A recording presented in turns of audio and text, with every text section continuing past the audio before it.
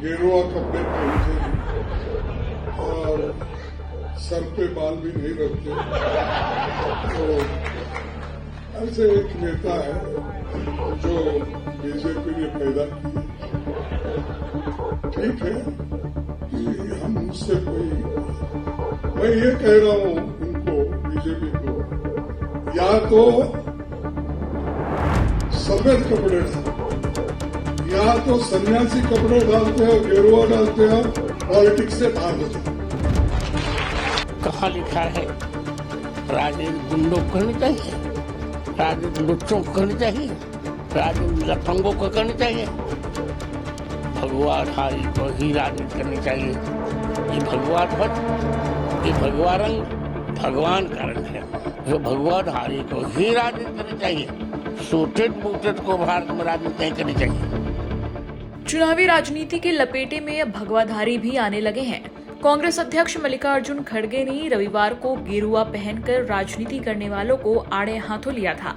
खड़गे ने कहा कि आप सन्यासी हैं या गेरुआ कपड़े पहनते हैं तो राजनीति से बाहर हो जाएं। उनके निशाने पर यूपी के मुख्यमंत्री योगी आदित्यनाथ थे। खड़गे का बयान धर्मगुरुओं को नागवार गुजरा है।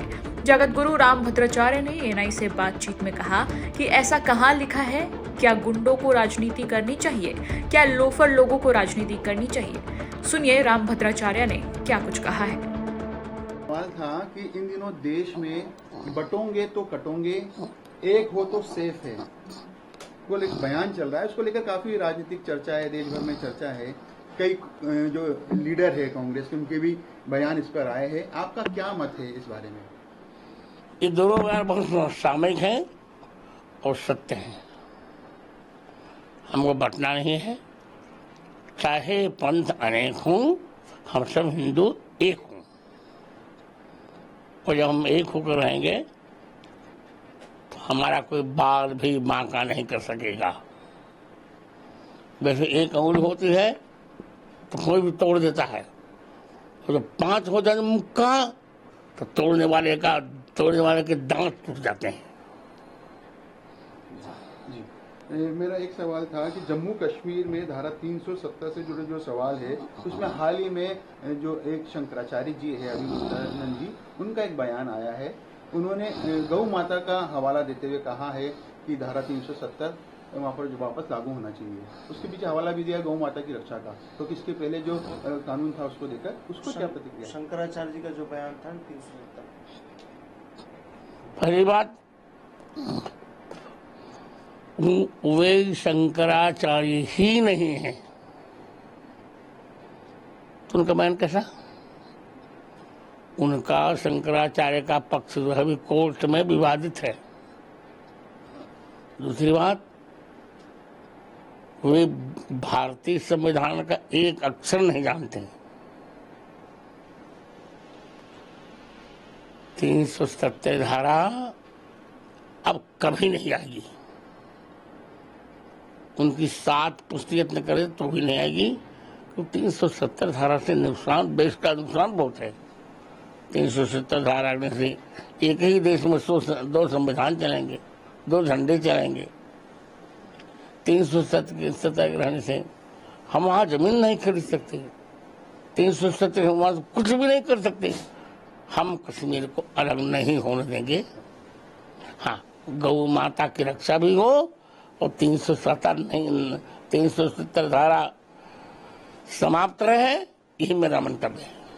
गुरुजी, एक बयान कल जो कांग्रेस के अध्यक्ष है मल्लिकार्जुन खड़गे जी, उनका साधु संतों के बारे में आया। खासतौर पे जो भाजपा में शामिल साधु संत है, उनके जो पहनावे है उनको लेकर उन्होंने बात कही। क्या कहना है उनका? क्या योगी जी के लेकर उन्होंने कहा कि भगवाधारी को राजनीति नहीं करनी चाहिए। कहाँ लिखा है राजनीति गुंडों को करनी चाहिए, राजनीति लुच्चों को करनी चाहिए, राजनीति लफंगों को करनी चाहिए? भगवाधारी को ही राजनीति करनी चाहिए। ये भगवा ध्वज, ये भगवा रंग भगवान का रंग है। इसी भगवे झंडे को शिवाजी ने फहराकर पूरे राष्ट्र को एक कर दिया, महाराष्ट्र को एक कर दिया था। भगवाधारी को ही राजनीति करनी चाहिए। सूटेड बूटेड को भारत में राजनीति नहीं करनी चाहिए। 2 दिन पहले जयपुर में ही एक बड़ी कॉन्फ्रेंस हुई थी जो वक्फ संशोधन कानून जो है उसके सिलसिले में मोती डूंगरी रोड पर। उसमें तौकीर रजा ने एक विवादित बयान भी दिया, मौलाना तौकीर रजा ने, कि हमारी जो आबादी है वो यदि सड़कों पर आएगी तो रूह कांप जाएगी। इस प्रकार के बयान आना किस तरह देखते हैं आप? वो बौखला गया है।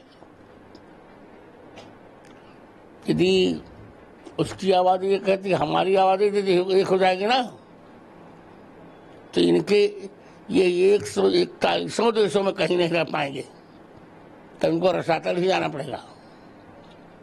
एक सनातन जो बोर्ड है उसकी भी मांग चल रही है, आपका क्या मत है इस बारे में?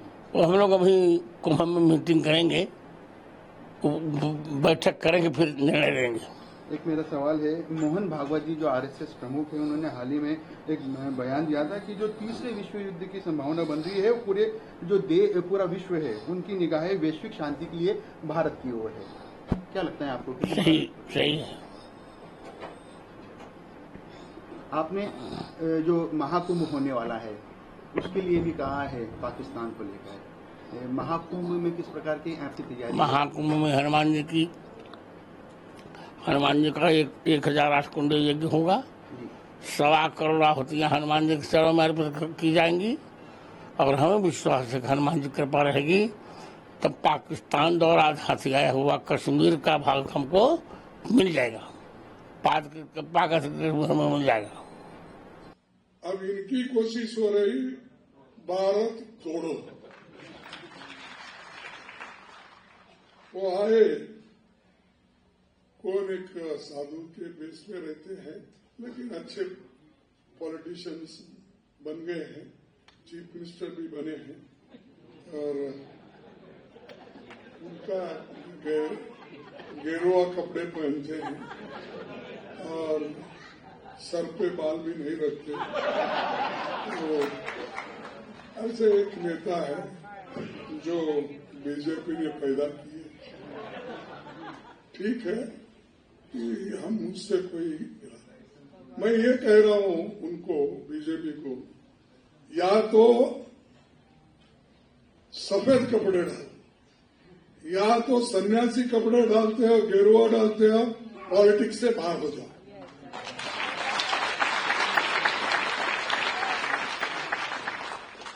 भाई उसकी पवित्रता क्या रही? एक तरफ गेरुआ कपड़े डालते हो, जज साहब आपको पूछ रहा हूं, एक तरफ गेरुआ कपड़े डालते हो, दूसरों को उपदेश करते हो, बटेंगे तो कटेंगे बोलते हो, और ये क्यों डाले? अरे आपका काम तो है सबको जोड़ना, सबसे प्रेम से बात करना, सबको एक रखना। वो सब छोड़ के इन्होंने भारत जोड़ने के लिए, जैसा कि राहुल गांधी ने कन्याकुमारी से कश्मीर तक पैदल चला, आराम में बड़े बड़े गाड़ियां लेके घूम रहे, और गरीबों की बात करते हैं, और लोगों में विष भर रहे, तोड़ने का काम कर रहे हैं। तो इसलिए इनसे होशियार रहना ये जरूरी है। और ये अगर उनको, अगर मैं अपील करता हूं आपसे कि ऐसे लोगों को अगर घर में नहीं बिठाएंगे तो आपको नेक्स्ट मनु जैसी जो भावना है, मनुस्मृति के आ जाएगी, संविधान के जगह मनुस्मृति आ जाएगी, और ये उसके महंत बन के बैठेंगे। ये देखना जरूरी है। हम डेमोक्रेसी में, क्या वो डेमोक्रेसी चाहिए जिस डेमोक्रेसी में औरतों का कोई महत्व ही नहीं? यहां तक कि रिसेंटली अमेरिका का इलेक्शन देखे होंगे आप, आज तक इतने प्रोग्रेसिव स्टेट समझा जाता है, रिच स्टेट समझा जाता है, डेमोक्रेटिक स्टेट समझा जाता है, आज तक कोई महिला वहां पर प्रेसिडेंट नहीं बनी। लेकिन यहां इंदिरा गांधी प्राइम मिनिस्टर बनी, हमारे महाराष्ट्र की नेता प्रतिभा पाटिल पहिली महिला राष्ट्रपती बनली.